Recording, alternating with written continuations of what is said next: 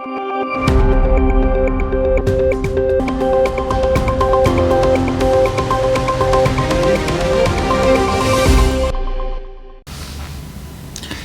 is David Goldman, Asia Times Deputy Editor, speaking to you from New York City on the evening of March 26th.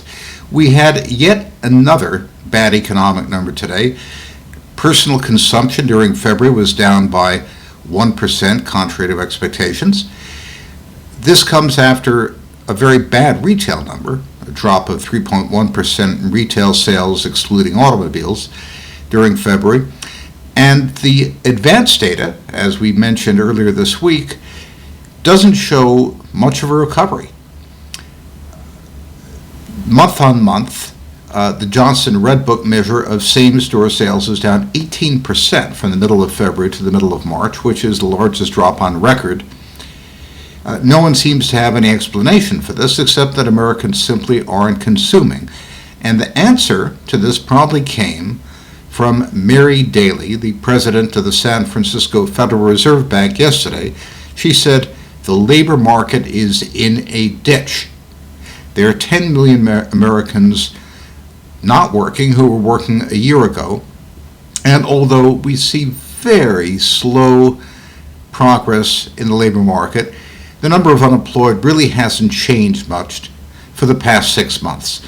Now, the Wizards of Washington believe in what you might call the field of dreams approach to economic stimulus. Build it and they will come. Hand out checks and people will spend. And the first round of stimulus checks began to hit people's bank accounts this week.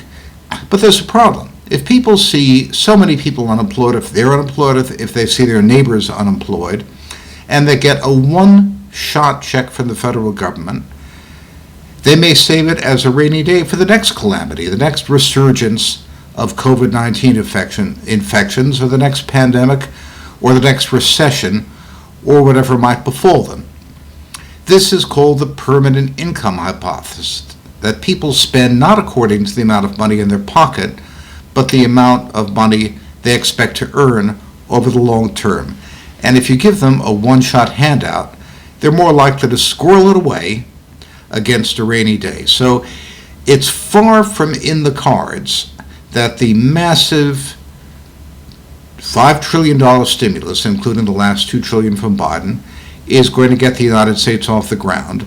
And if it fails to, if the stimulus fizzles, corporate earnings are going to fall well short of where the market hopes they will be, and stocks will go down. So no one's particularly clairvoyant at predicting consumer behavior, but the fragmentary data we have so far are not encouraging. Be afraid, be very afraid. This is David Goldman speaking to you from New York.